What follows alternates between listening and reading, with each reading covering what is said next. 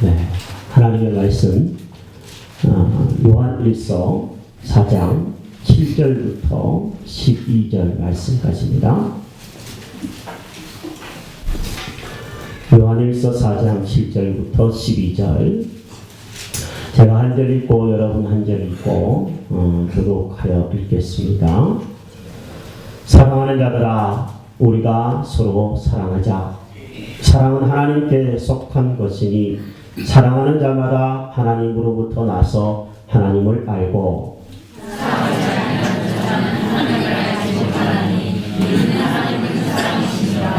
하나님의 사랑이 우리에게 이렇게 나타난 바 되었으니 하나님이 자기의 독생자를 세상에 보내심은 그로 말미암아 우리를 살리려 하심이라.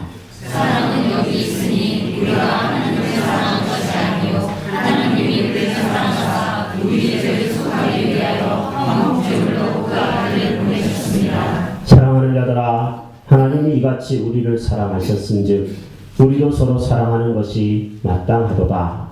어느 때나 하나님을 본 사람이 없으되 만일 우리가 서로 사랑하면 하나님이 우리 안에 거하시고 그의 사랑이 우리 안에 온전히 이루어지리라. 아멘. 우리 사람에게 사랑은 얼마나 귀한 것인지 모릅니다. 미국의 어느 병원에서 신생아실에서 조사를 해본 결과에 따르면 간호사의 사랑을 많이 받고 많이 안아준 아기는 건강하게 자랐습니다만 간호사의 관심을 비교적 덜 받고 안는 것도 관심도 덜 받고 자란 구석자리에서 자랐던 아기는 병도 많이 들고 사망률도 높았다라고 하는 결과가 있기도 합니다. 사랑이 없으면 살 수가 없습니다. 공기와 같고 물과 같은 것이 사람에게는 사랑입니다. 그래서 돌아가신 오카노 목사님은 사랑은 생명이다, 그렇게 책에서 기록을 해놓았더라고요. 가슴에 탁 와닿더라고요. 사는 것이 옛날보다 많이 좋아졌습니다. 여러분 힘들다 그래도 예전에 비해서는 잘 먹습니다. 또 잘 입습니다. 잘 살게 되었습니다. 하지만 여전히 사랑이 부족해서 많은 사람들이 아우성입니다. 이어령이라고 하는 유명한 전 문광부 문화부 장관이었던 분이 계시죠. 그 책을 한 권 사서 읽었는데 책 제목이 이렇더라고요. 생명이 자동이다. 제목이 너무 마음에 들어서 이렇게 사서 다는 못 읽었는데 한 절반쯤 읽은 것 같아요. 그 말을 제가 이렇게 바꾸어서 한번 오늘 여러분에게 나누어 드리고 싶은 메시지가 있다면 사랑이 자본입니다. 교회의 생명과 교회의 자본은 사랑인 줄로 압니다. 우리 교회가 희망의 교회이긴 하지만 저는 사랑의 교회였으면 좋겠습니다. 서울에 있는 사랑의 교회 말고 우리 희망의 교회가 사랑에 가득한 교회, 자본이 풍부한 교회 되기를 소망합니다. 여러분에게 묻고 싶습니다. 지금까지 여러분을 제일로 사랑해 준 사람은 누굽니까? 아마 여기 청춘 남녀들, 학생들, 젊은 친구들은 나를 제일 사랑하는 사람? 그 남자친구일까? 그 여자친구? 아니면 나의 동성 친구? 새끼손가락 걸고 우정반지 끼운 그 친구? 그 친구나 아니면 이성 간의 그 사랑을 떠올리는 사람들은 아마 젊은 축에 속하는 사람일 거라고 생각이 되어집니다. 참 안타깝게도 그 사랑이 영원히 계속될 것 같고 영원히 지속될 것 같은데 나이가 들면서 친구랑 헤어지고 따로 살고 멀어집니다. 원하는 왕자와 공주를 만나서 결혼을 할 것 같아서 결혼을 하긴 했는데 결혼하고 나면 그 불같던 사랑도 점점 식어지는 것이 이 인간의 사랑입니다. 결혼을 한 사람들 여기 계신데 결혼을 한 사람들은 아마 나를 제일 사랑해주는 사람은 누굴까? 이런 질문에 아마 배우자를 먼저 떠올릴 수도 있을 것입니다. 이런 배우자를 떠올리는 사람은 그래도 관계가 좋은 사람이에요. 배우자 그러면 어휴 그 왼수 뭐 그런 사람도 있는데 그래도 나를 사랑해주는 사람이 배우자가 아닐까 이렇게 생각하는 사람은 그래도 부부 사이가 좋은 사람이에요. 그래도 얼굴에 웃음기가 있는 분들은 괜찮으신 분들이라고 저는 생각합니다. 사랑해서 결혼을 했습니다. 저도 연애를 5년이나 해서 애틋하게 사랑해서 이 사람밖에 없다고 생각했는데 결혼하니까 좀 틀려지더라고요. 제가 종이라고 편지도 썼었거든요. 당신의 영원한 모습 정호성 이렇게 편지도 많이 썼는데 종은커녕 집사람은 종 부리듯이 부리려고 하는 못된 심성이 제 안에 이렇게 솟아나는 것들을 볼 때 미안해집니다. 요즘 이사를 하고 나서 제 아내가 그래도 요즘에 저한테 하는 말이 있어요. 당신 왜 이렇게 요즘에 잘해줘? 이렇게 얘기하더라고요. 계속 이렇게 일이 많아서 제가 아내를 조금 도와주려고 하다 보니까 조금 잘해줬는데 제가 변하는 것처럼 보이나 봐요. 네, 변한 것처럼 보이죠? 제가 좀 잘하는 것처럼 보이지 않으세요? 네.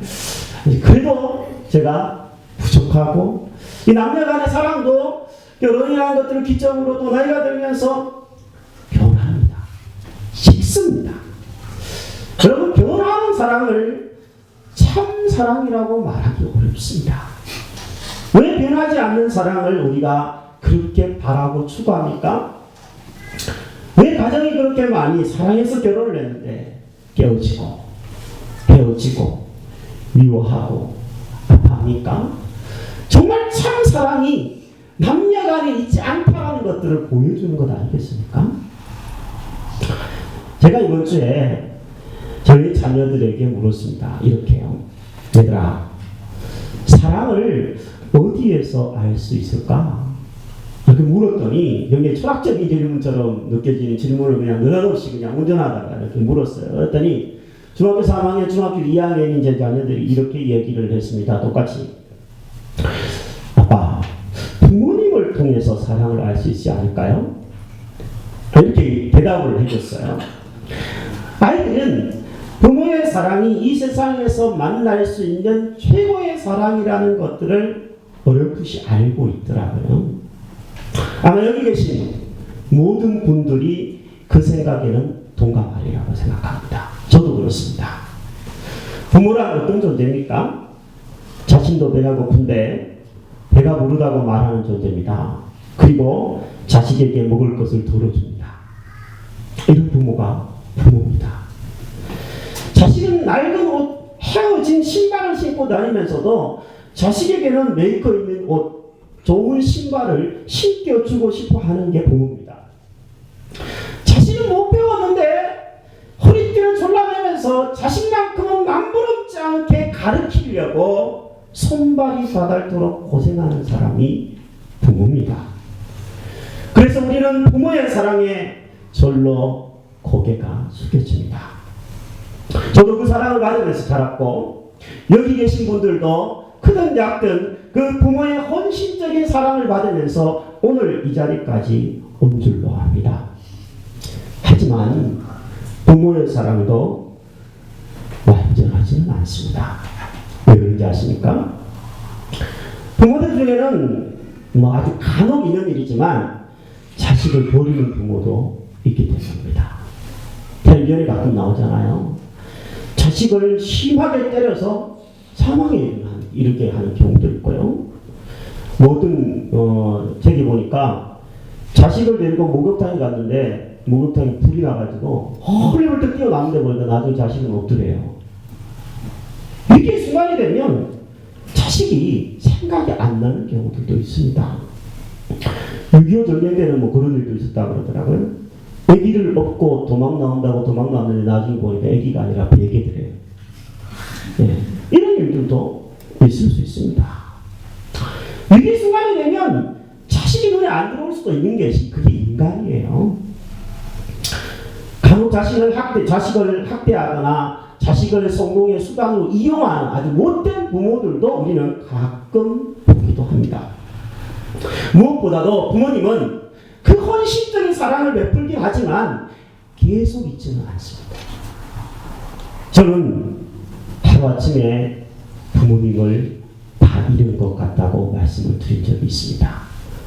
건강하시던 아버님이 오랫동안 사실 것 같고 아프시지도 않았던 그 아버님이 죽으시다가 하루아침에 가시고, 그 아버님에 대한 충격 때문에 어머님이 치매가 오셔서 대화를 못하십니다.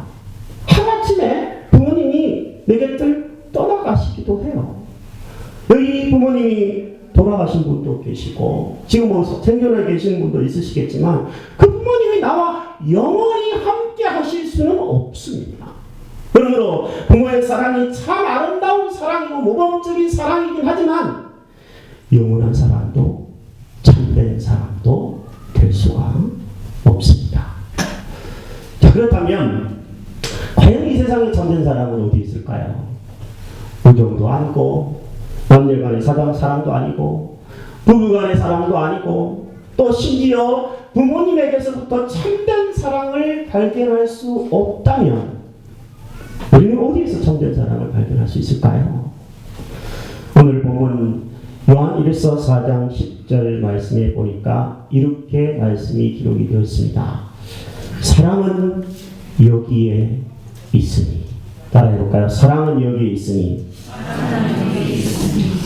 성경의 아주 핵심적인 부분이라고 생각합니다.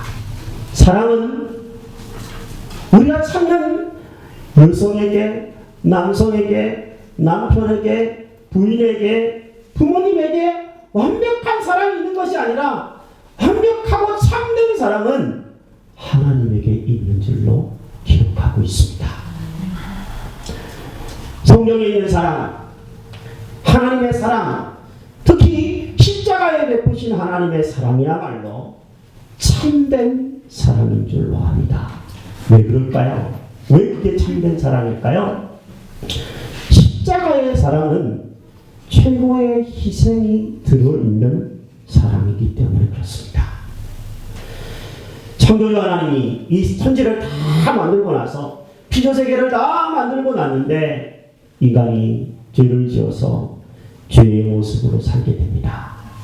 그런데 그 죄인들을 그냥 내버려 두시지 않으시고 하나님의 외아들이신 예수님을 이 세상에 내보내셨습니다.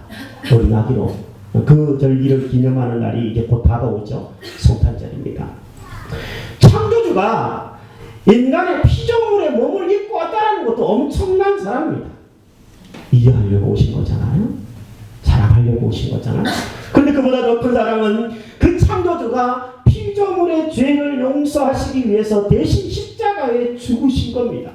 이 세상 어떤 신이 피조물을 위해서 죽는 신이 있습니까? 없습니다. 그런데 창조주 하나님은 외아들을 내어주시면서 피조물의 죄를 대신하여 십자가에 희생을 시키신 분이십니다. 부모님 여러분들이 자녀들 위해서 죽을 수 있겠냐고 제가 성경을 배우면서 꼭 물어봅니다. 이런 경우 많이 물어보면 두 가지 대답이 있어요. 한 분은 그냥 웃어요. 네, 자식을 위해 죽을 수 있냐고 물으면 그냥 웃어요. 그리고 또 한 무리의 사람은 죽을 수 있을 것 같습니다. 목이 많은 소리로 이야기하는 사람도 있어요. 네. 물론 자식을 위해서 너무너무 그 자식을 사랑하여서 죽는 부모가 있을 수 있습니다. 위대한 사랑이라고 생각해요. 그리고 어떤 분들은 의로운 일을 위해서도 목숨을 내놓은 사람들이 있어요. 나라의 독립을 위해서 일제시대 때 목숨을 내던진 의사들도 있죠. 안중근 의사 같은 경우 그런 사람이잖아요. 앞으로 이 나라의 통일을 위해서 한 생명 멋지게 바치는 사람들도 저는 일어났으면 좋겠어요. 우리 중에 그런 사람이 일어난다면 저는 참 너무나 보람되리라고 생각이 되어집니다. 이렇게 간혹 자식을 위해 죽기도 하고 의로운 일을 위해서 자신을 희생하는 사람들이 있긴 하지만 반면에 죄인을 위해서 죽거나 원수를 위해서 죽거나 이웃집 아저씨 아줌마들을 위해서 대신 죽어줄 사람은 이 세상에 없습니다. 그런 존재는 이 세상에 사람으로서는 있기가 불가능합니다. 그런데 하나님께서는 의아들을 죄인들을 위해서 원수된 사람들을 향하여서 내어주셨습니다. 그게 하나님의 최고의 사랑이었습니다. 성경에서 가장 중요한 구절이자 저 인생을 변화시켰던 한 구절이 있는데 로마서 5장 8절 말씀입니다. 화면에 있는데 한번 함께 읽어볼까요? 자, 시작. 우리가 아직 죄인 되었을 때에 그리스도께서 우리를 위하여 죽으심으로 하나님께서 우리에 대한 자기의 사랑을 확증하셨느니라.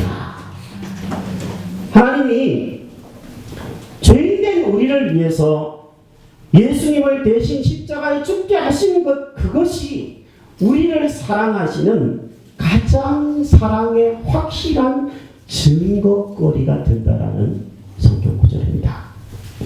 십자가는 최고의 희생이 담겨 있는 참 사랑입니다. 또한 십자가는 하나님이 먼저 한 사랑이기 때문에 이 사랑은 참 사랑입니다. 오늘 10절 말씀에 보면 사랑은 여기에 있으니 우리가 하나님을 사랑한 것이 아니요 하나님이 우리를 사랑하사 우리 죄를 위하여 화목제물로 그 아들을 보내셨습니다. 하나님이 먼저 우리를 사랑하셨음을 이야기해주고 있습니다. 이 세상에 아무리 성민군자라고 할지라도 먼저 사랑을 받지 않고 스스로 사랑하는 사람은 없습니다. 아무리 훌륭한 성도라고 할지라도요, 먼저 하나님의 사랑을 깨닫지 못하고서 스스로 사랑할 수 있는 사람은, 그런 성도는 아무도 없습니다. 제가 일전에 말씀드렸던 것처럼 저는 젊은 시절 저희 어머님이 해준 이야기들이 나이가 들면서 점점 생각나는 것들이 있는데, 그 중에 이런 말이 늘 생각이 납니다. 오성아, 사랑은 내리사랑이다. 치사랑, 위로 올라가는 사랑은 없는 겁니다.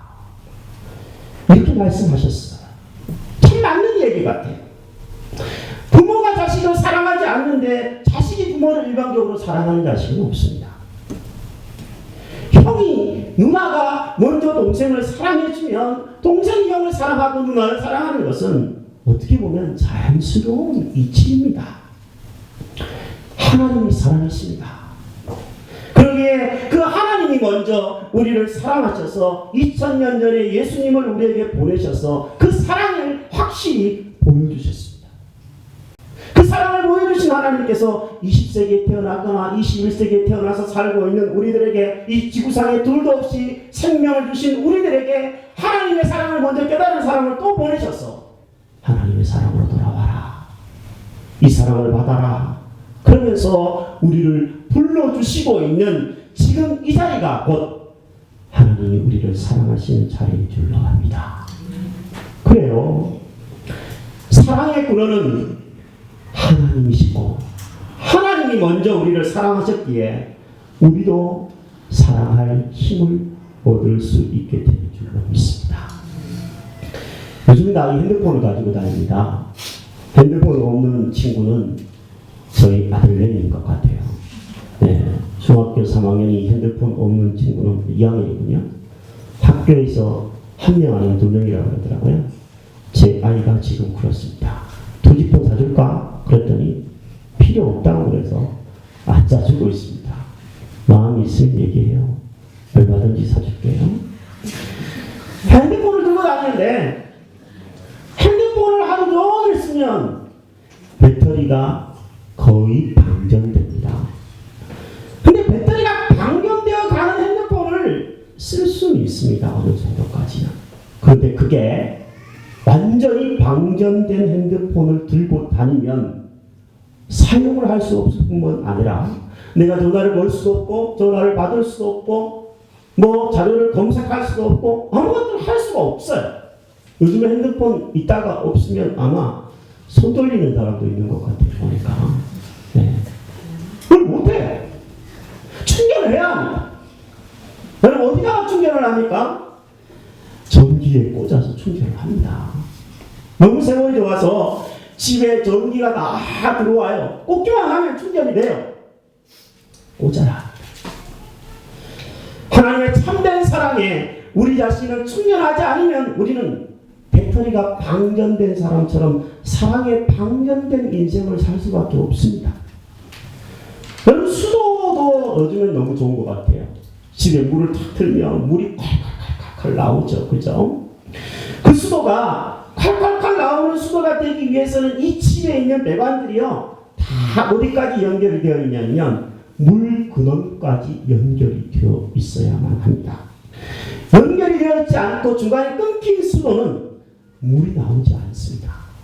여러분 물의 근원에 연결이 되어 있을 때 수도를 마음껏 사용하고 쓸 수가 있습니다. 그 자유 마찬가지예요.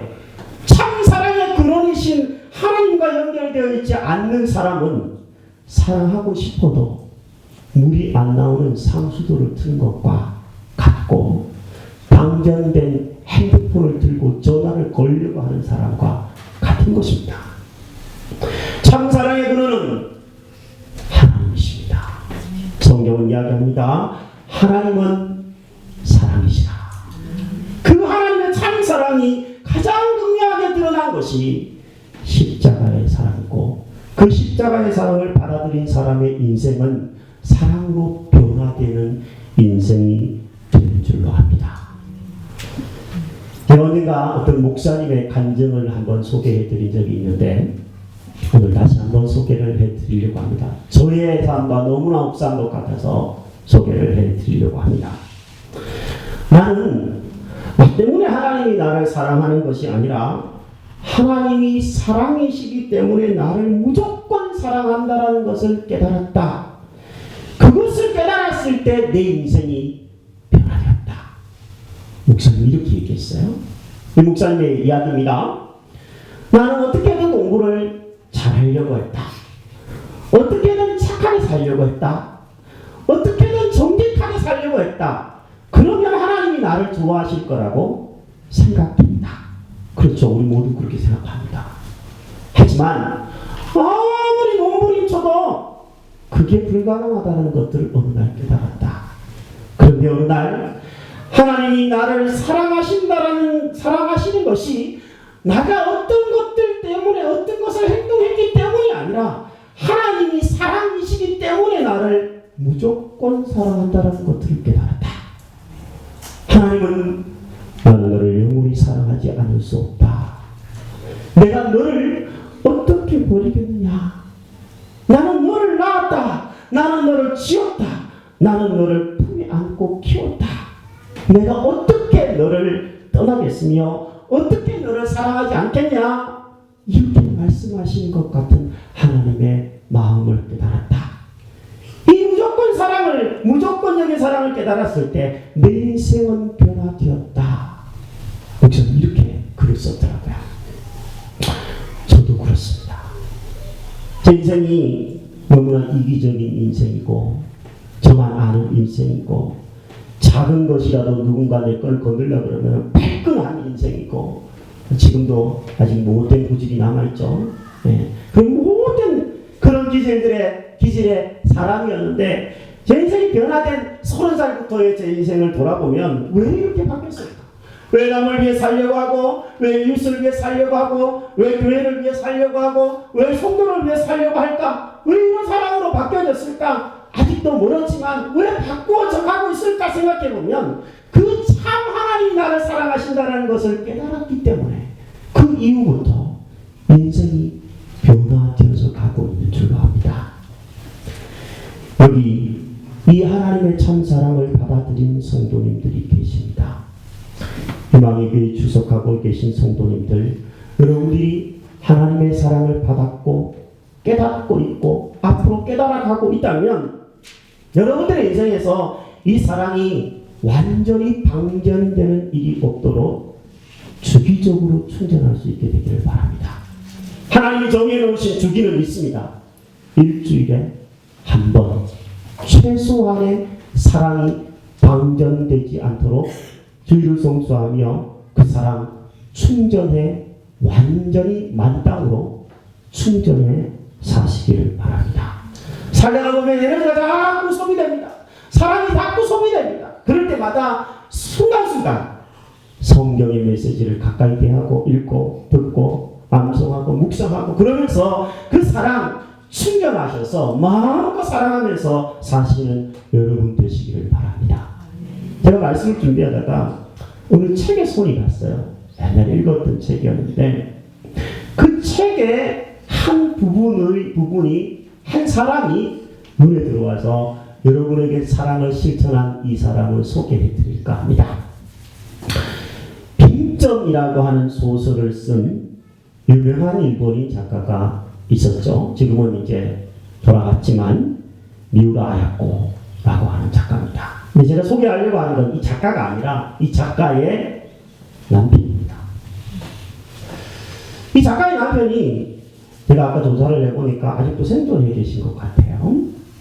근데 이 미우라 아야코라고 하는 이 사람은 유명한 아주 사랑에 대한, 특히 하나님 사랑에 대한 글을 많이 썼는데 이 사람은 종합병원과 같은 사람이에요. 너무너무 많은 질병을 몸에 안고 살았는데 특히 가장 인생의 황금기였던 24살부터 13년 동안 병원에 누워서 천장만 바라봤던 경험이 있는 사람입니다. 어떻게 죽을까? 언제 죽을까? 이렇게 생각하면서 절망스러운 환경에서 13년을 그녀가 견뎠습니다. 그런데 어느 날 한 공무원이 병문안을 왔어요. 그 공무원의 이름이 미스요라고 하는 남자 공무원이었습니다. 아마 공무원이 시설을 실탄하려고 왔을 수도 있지 않을까 저는 이런 생각들을 하면서 글을 봤는데 그 미스요라고 하는 사람이 성경을 한 구절 읽어줬어요. 그 성경이 뭐냐면 요한복음 14장 성경인데 너희는 마음에 근심하지 말아라. 나를 믿으니 또 하나님을 믿어라. 요한복음 14장 1절부터 3절을 읽어줬어요. 근심하지 말라라는 이야기를 이 미우라 아야코가 누워서 듣습니다. 미우라 아야코는 당시에 이렇게 얘기했대요. 노래를 한 곡 불러줬으면 좋겠습니다. 그랬더니 이 미스요라고 하는 공무원이 청년이 아야코보다는 3살이나 미쳤는데 이 사람이 내 주를 가까이 하게 하면 라고 하는 찬송가를 불러줬대요. 세 번째 방문을 하는 날 이 미우라 아야코를 향해서 이 미스요라고 하는 공무원이 기도를 해줬대요. 뭐라고 기도를 해줬냐면 이렇게 기도를 해줬다고 합니다. 제 생명을 아야코에게 주어도 좋습니다. 세 번째 만났네요. 이렇게 기도를 드렸어요. 아야코를 낫게만 해주시면 제 생명을 데려가도 좋습니다. 이렇게 기도를 드렸대요. 그 진실한 사랑의 기도에 감동이 되어서 미우라 아야코는 이 사람에게 마음의 문을 열기 시작합니다. 그리고 병문안을 계속 오면서 이 미스요와 아야코는 서로 사랑에 빠집니다. 미스요가 아야코에게 청혼을 합니다. 그리고 몸이 완벽히 회복되지는 않았지만 두 사람은 34살, 37살 늦깎이 나이에 서로 결혼을 합니다. 그리고 가정을 꾸렸는데 기적적으로 미우라 아야코의 질병이 치료가 되기 시작했습니다. 그리고 그는 연약한 몸이었지만 글을 쓰기 시작을 하면서 놀라운 글들을 써내기 시작합니다. 그 글들은 대부분 사랑에 대한 것인데 그 사랑의 근원이 하나님이라는 것을 가르쳐주기 위해서 글을 쓰기 시작해요. 미우라 아야코처럼 우리가 글은 못 쓸지 몰라도 미스요처럼 하나님의 사랑이 여기에 있다고 말해주면서 그 사랑이 하나님의 사랑을 더 많은 사람들에게 나눠줄 수 있도록 하는 통로는 될 수 있을 줄로 압니다. 하나님의 참 사랑을 우리가 받았으면 배우자에게 사랑이 여기 있다고 근심하지 말라고 말해줄 수 있는 미수요 같은 사람이 될 수 있다면 얼마나 좋겠습니까? 우리의 자녀에게 참 사랑을 알려줄 수 있는 부모라면 얼마나 좋겠습니까? 하나님은 사랑이시다. 내가 너에게 주는 사랑이 정말 부모로서 최고의 사랑이고 최선의 사랑이긴 하지만 나도 언젠가는 떠난다. 하나님만이 참 사랑이시다. 말해줄 수 있는 부모, 보여줄 수 있는 배우자, 보여줄 수 있는 성도 될 수 있다면 참 좋겠습니다. 원래 우리가 최고의 사랑을 하며 살자 그렇게 표현을 정하고 여기까지 왔는데 이제 남은 한 달 정말 이 참 사랑이신 하나님을 잘 배우고 충전되어서 우리의 삶에서 이 사랑을 보여주고 말해줄 수 있는 우리 성도님들 되시기를 주의 이름으로 축복합니다. 그리고 오늘 모처럼 교회에 오신 분이 계십니까? 그동안 교회 생활을 했었는데 중단되신 분들이 있습니까? 사랑이 여러분에게는 방전이 되었습니다. 여러분 방전된 핸드폰 들고 가가지고 사랑하며 살려고 전화 걸고 전화 받고 뭘 사용하려고 그러시는 여러분들이 있다면 전화기 바꾸어 가지고 가십시오. 그냥 들고 가지 마시고요. 하나님의 사랑이 여러분을 초대하고 있습니다. 여기 십자가에 참 사랑이 있다. 마음의 문을 열어라. 그리고 이 참 사랑을 받아라. 내가 들고 다니는 핸드폰 그거 다 방전되고 버려야 된다. 여기 참 사랑이 있으니 받아들이고 얘기하고 믿음으로 살아라. 주님 이렇게 여러분에게 초대하고 계신 줄로 압니다. 목사님 저는 아직 살 날이 많고요. 다음에 믿을게요. 그런 분이 있다면 이 구절을 소개해 드리고 싶습니다. 보라 지금은 은혜 받을 만한 때요.